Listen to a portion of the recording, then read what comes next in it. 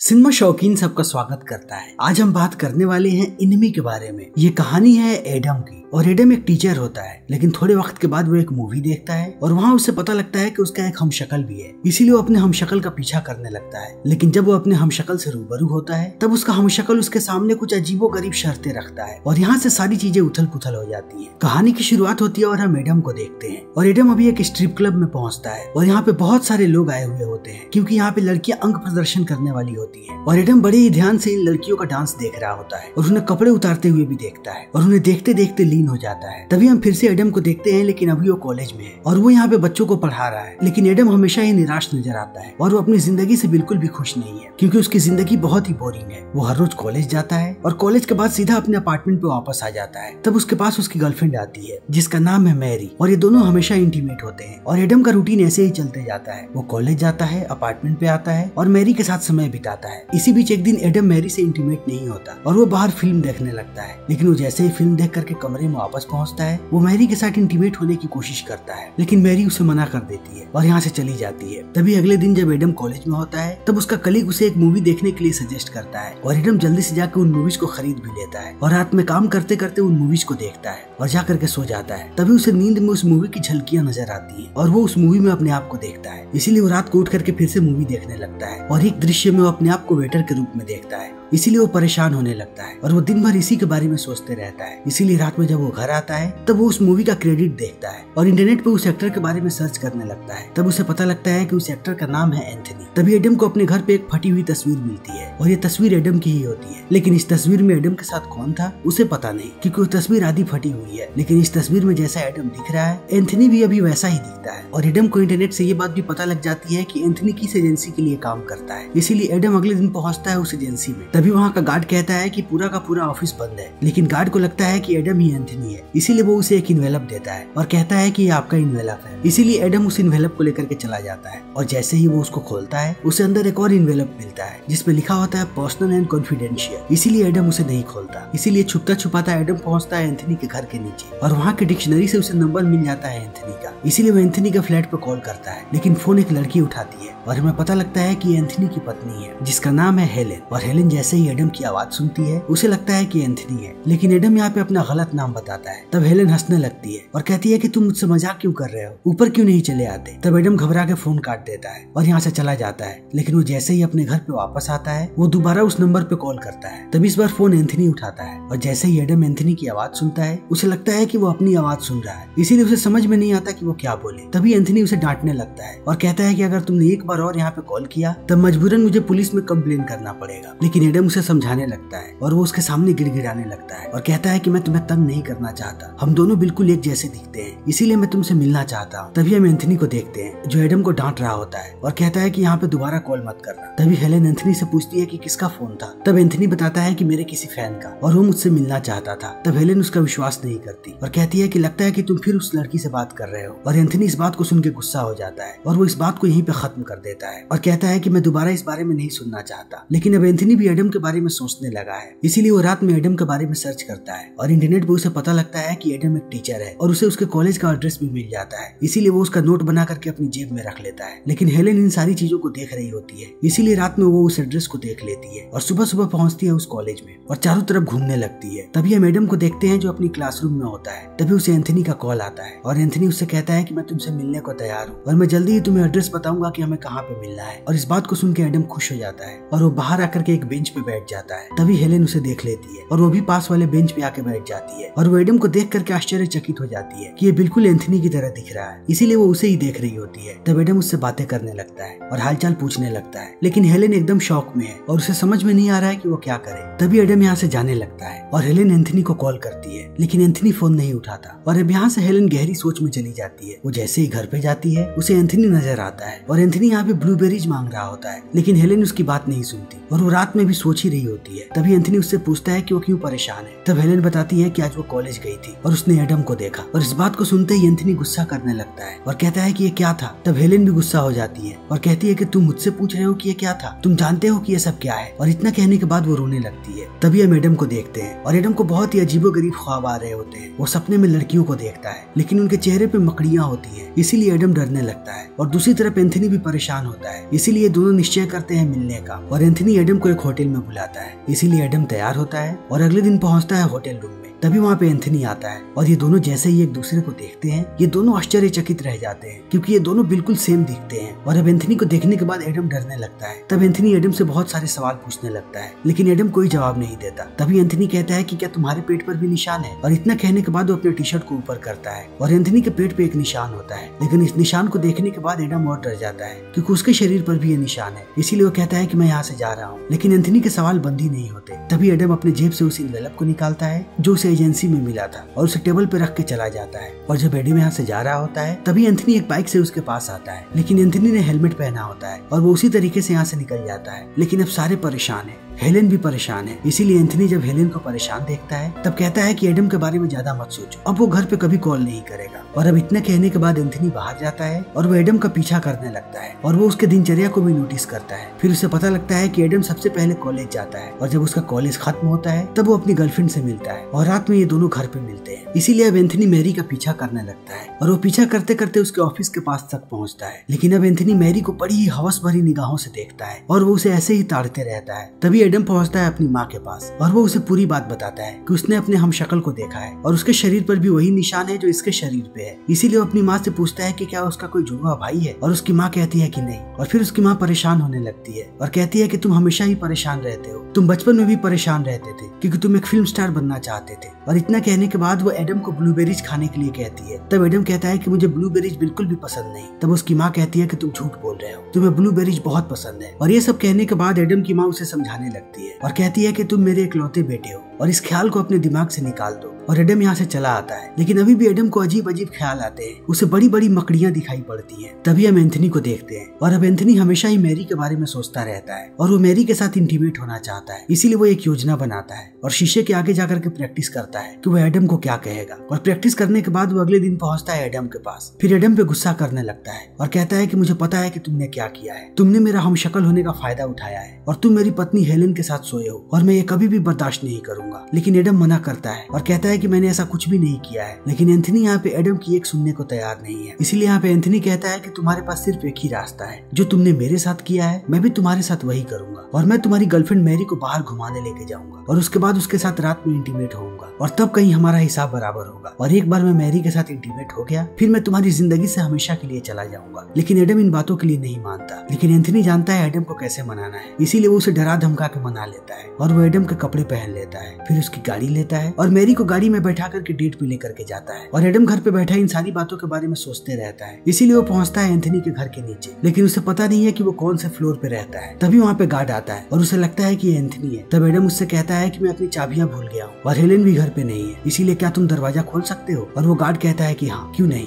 इसीलिए अब ये दोनों ऊपर जाने लगते हैं। तभी गार्ड कहता है कि उस रात मुझे बहुत मजा आया और मैं फिर से वहाँ पे जाना चाहता हूँ। गार्ड उसी क्लब के बारे में बात कर रहा होता है जिस क्लब को हमने फिल्म के शुरुआत में देखा था। लेकिन एडम को इस बारे में कुछ भी नहीं पता क्योंकि ये गार्ड एंथनी के साथ गया था। इसीलिए एडम सिर्फ हाँ में हाँ मिलाता है। तभी वो गार्ड कहता है कि अब वो वहाँ पे सिर्फ सिलेक्टेड लोगों को बुला रहे हैं और वो जिसे भी बुला रहे हैं उसे चाबी भेज रहे हैं। तभी एडम एंथनी के फ्लैट में पहुंच जाता है और वो अंदर घूमने लगता है और अंदर जाते ही वो एंथनी के कपड़े पहन लेता है और हेलेन का इंतजार करने लगता है। तभी थोड़ी देर के बाद यहाँ पे हेलेन आती है और एंथनी हेलेन से उसका हालचाल पूछने लगता है और कहता है कि वो ठीक तो है, उसे किसी चीज की जरूरत तो नहीं। और इन सारी चीजों को सुन करके हेलेन थोड़ी चौंकने लगती है क्योंकि उसे लगता है कि आज एंथनी बदला बदला सा लग रहा है। तभी हम एंथनी को देखते हैं जो मैरी के साथ पहुंचता है एडम के अपार्टमेंट में और ये दोनों करीब आने लगते हैं। लेकिन दूसरी तरफ एडम ऐसे ही कमरे में घूम रहा होता है। तभी हेलेन उसे अपने पास बुलाती है, लेकिन एडम पास में जाने में घबराता है। इसीलिए हेलेन उसे कहती है कि मेरे पास आकर के सो जा। और जब एडम सोने लगता है तब हेलेन उसे कहती है कि क्या तुम अपने कपड़े नहीं उतारोगे? और एडम अपने कपड़े उतार देता है और कपड़े उतारने के बाद वो उसके पास लेट जाता है। लेकिन अब हेलेन सिर्फ उसे देख रही होती है क्योंकि उसे लगता है कि एंथनी आज बदला बदला सा लग रहा है। इसीलिए वो एडम के करीब आने लगती है और एडम और भी ज्यादा घबराने लगता है। तभी हेलेन एडम से पूछती है कि आज स्कूल में तुम्हारा दिन कैसा रहा? और इस चीज को सुनने के बाद एडम और भी ज्यादा घबरा जाता है कि हेलेन उससे क्या पूछ रही है। तभी दूसरी तरफ हम एंथनी और मैरी को देखते हैं और ये दोनों इंटीमेट हो रहे होते हैं। तभी थोड़ी देर के बाद मैरी की नजर पड़ती है एंथनी के उंगली पे और उसे वहाँ पे अंगूठी का निशान नजर आता है और इसे देख करके वो चौंक जाती है और कहती है कि तुम कौन हो? तब एंथनी कहता है कि मैं एडम हूँ। लेकिन मैरी उसका विश्वास नहीं करती और कहती है कि तुम्हारी उंगली पे अंगूठी का निशान कैसे आया? तुम जरूर कोई और इंसान हो। मुझे अभी के अभी अपने घर जाना है, इसीलिए मुझे अभी के अभी घर छोड़ दो। और अब एंथनी उसे मनाने लगता है, लेकिन मैरी नहीं मानती। इसीलिए एंथनी उसे अपनी गाड़ी में बैठाता है और यहाँ से लेकर के जाने लगता है। लेकिन मैरी गाड़ी में रो रही होती है और एंथनी उसे डांट रहा होता है। इसीलिए मैरी बार बार एंथनी को कहती है कि यहीं पे गाड़ी रोक दो, लेकिन एंथनी गाड़ी नहीं रोकता और वो स्पीड ऐसे ही बढ़ाते जाता है। तभी दूसरी तरफ एडम कमरे से घबरा करके बाहर आ जाता है और वो आकर के सोफे पे बैठ जाता है और सोफे पे बैठने के बाद वो रोने लगता है। तभी उसके पास हेलेन आती है और कहती है कि क्या हुआ। तब एडम और भी ज्यादा रोने लगता है और वो हेलेन से माफी मांगने लगता है। तब हेलेन उसके और भी ज्यादा करीब आने लगती है और कहती है कि मैं चाहती हूँ कि तुम यहीं पे रुको। तभी दूसरी तरफ मैरी और एंथनी का झगड़ा बढ़ने लगता है और इसी बीच गाड़ी की रफ्तार और भी ज्यादा बढ़ जाती है और गाड़ी का एक्सीडेंट हो जाता है और वहीं पे उन दोनों की मृत्यु हो जाती है और इसी तरीके से रात बीत जाती है। लेकिन सुबह सुबह एडम जैसे ही जगता है वो तैयार होने लगता है और तैयार होने के बाद वो कपड़े पहनता है। तभी उसे अपनी कोट की जेब में वही इन्वेलप मिलता है और जब वो इन्वेलप को खोलता है तब उसे अंदर एक चाबी मिलती है और ये चाबी उसी नाइट क्लब की होती है जिसे हमने कहानी के शुरुआत में देखा था। इसीलिए एडम अब इस चाबी को देख करके मुस्कुराने लगता है और वो अपने कमरे से बाहर आता है। तब हेलेन बाथरूम से बाहर निकलती है और वो एडम को कहती है कि तुम अपनी माँ से बात कर लो, उनका बार बार कॉल आ रहा है। और इतना कहने के बाद वो कमरे में चली जाती है। तभी एडम हेलेन से पूछता है कि आज रात की तुम्हारी क्या प्लानिंग है, लेकिन हेलेन उसे कुछ भी नहीं बताती। तब एडम जाता है हेलेन के कमरे में,